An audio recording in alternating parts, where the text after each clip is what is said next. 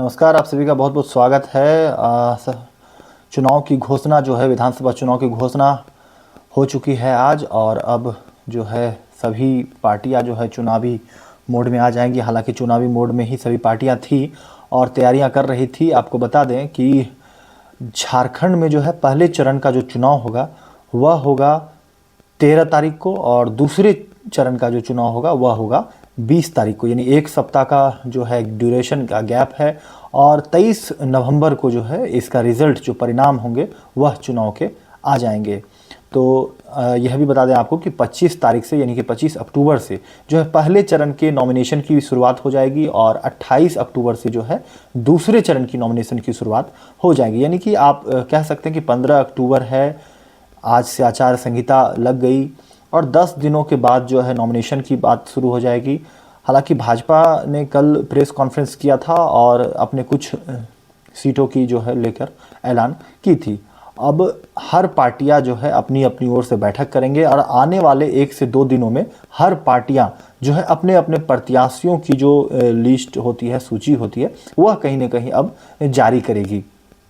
तो लिहाजा सी बात यह है कि जिस तरीके से चुनाव की तैयारियां जो है हर पार्टियां कर रही है, और हम अगर बात करें पहले चरण की चुनाव की, जो कि 13 नवंबर को होने हैं, उसकी अगर बात करें तो कौन कौन से सीटों पर चुनाव होंगे हम वह आपको जानकारी देंगे। और फिर जो है दूसरे चरण में किन किन सीटों पर चुनाव होंगी। चूँकि पिछली बार जब चुनाव हुई थी तो वह कहीं 5 चरणों में चुनाव हुई थी, लेकिन इस बार जो है महाराष्ट्र में एक ही चरण में चुनाव हो रहे हैं 20 नवंबर को, और झारखंड में 2 चरणों में चुनाव की जा रही है। पहला 13 नवंबर और दूसरा 20 नवंबर, और 3 दिन बाद यानी कि 23 नवंबर को इसका रिजल्ट जारी कर दिए जाएंगे, चुनाव के परिणाम आ जाएंगे। तो आने वाले कुछ दिन पूरी तरीके से चुनाव में हर पार्टियां और कार्यकर्ता जुट जाएंगे। हम आपको बताते हैं कि पहले चरण के जो चुनाव होंगे वह किन किन सीटों पर होंगे। तो आपको अगर बता दें कि कोडरमा, बरकठा, बरही, बड़कागांव, हजारीबाग, सिमरिया जो कि एससी सीट है, चतरा एससी सीट है, बाड़ागोरा, घाटशिला एसटी सीट है, पोटका एसटी सीट है, जुगसलाई जो कि एससी सीट है, जमशेदपुर ईस्ट और जमशेदपुर वेस्ट यानी जमशेदपुर पूर्वी और पश्चिमी की जो सीट है वहाँ पे पहले चरण में वोट डाले जाएंगे। ईचागढ़, सरायकेला, चाईबासा, ये सभी सरायकेला, चाईबासा, मझगांव, जगन्नाथपुर, मनोहरपुर, चक्रधरपुर, खरसावा, तमार, तोड़पा, खूंटी, ये जितनी सीटों के हमने नाम लिए यह सभी एसटी सीट है, यानी कि शेड्यूल ट्राइबल जो कि आदिवासी जनजाति जो क्षेत्र आते हैं उनके सीट पर चुनाव होंगे पहले चरण में। रांची की भी अगर बात करें, राजधानी की झारखंड की, तो वहाँ भी पहले चरण में ही चुनाव होने हैं। हटिया, वह भी रांची लोकसभा में ही पड़ते हैं। तो इन कांके, मांडर, सीसई, गुमला, बिशुनपुर, सिमडेगा, कोलेबिरा, लोहरदगा, मनिका, लातेहार, पांकी, डाल्टनगंज, बिश्रामपुर, छतरपुर, हुसैनाबाद, गढ़वा और भवनाथपुर में जो है पहले चरण में यानी कि 13 नवंबर को चुनाव होंगे। और अगर आप हम दूसरी चरण की बात करें, फेज़ 2 जो कि 20 नवंबर को होगा, वह होगा राजमहल बोरियो जो कि संथाल के क्षेत्र है। तो हम कह सकते हैं कि जो पहला चरण का चुनाव है वह कहीं ना कहीं ये कोल्हान के क्षेत्र में है, और उत्तरी छोटी नागपुर, दक्षिणी छोटा नागपुर के क्षेत्र में, और दूसरे चरण के जो चुनाव होंगे वह कहीं ना कहीं संथाल के क्षेत्र में होंगे। तो मैं दूसरे चरण की अगर बात करूं तो वह राजमहल है, बोरियो, बरहेट, लिट्टीपाड़ा। बता दें कि बोरियो, बरहेट, लिट्टीपाड़ा तीनों एसटी सीट है। पाकुड़, महेशपुर, सिकाड़ीपाड़ा, महेशपुर और सिकाड़ीपाड़ा भी एसटी सीट है। नाला, जामतारा, दुमका, जामा, जरमुंडी, मधुपुर, सारठ, देवघर, पोरैयाहाट, गोड्डा, महगामा, रामगढ़, मांडू, धनवार, बगोदर, जमुआ, गांडे, गिरिडीह, डुमरी, गोमिया, बेरमो, बोकारो, चंदनक्यारी और सिंदरी के साथ साथ निरसा, धनबाद, झरिया, टुंडी, बागमाड़ा, सिल्ली और खिजड़ी, ये सब जो विधानसभा के हमने नाम लिए वहाँ पर दूसरे चरण में वोट डाले जाएंगे।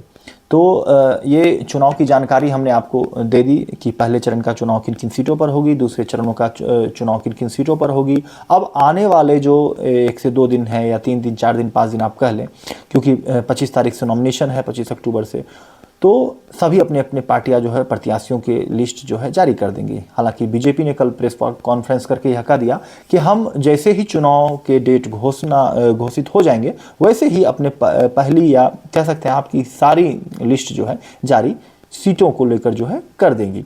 अब बात है महागठबंधन की, तो जेएमएम, कांग्रेस और आरजेडी या चाहे लेफ्ट की जो पार्टियां हैं वह आखिर कितने दिनों में पहले कौन लिस्ट जारी करती है, कौन कौन कितने सीट शेयरिंग करती है, जेएमएम कितने सीटों पर चुनाव लड़ेंगी, कांग्रेस कितने सीटों पर लड़ेंगी, राजद की अगर बात करें या लेफ्ट की बात करें तो यह कितने कितने सीटों पर चुनाव लड़ेंगी, यह आने वाले कुछ दिन में जरूर तय हो जाएंगी। लेकिन हम आपको यहाँ पर एक जानकारी यह दे देते हैं कि चुनाव आयोग से सिफारिश की गई थी महागठबंधन की ओर से कि जो चुनाव के डेट हैं, चूँकि महाराष्ट्र के कार्यकाल जो है नवंबर में पूरे हो रहे थे तो उसके कारण वहाँ चुनाव की डेट अनाउंस की गई।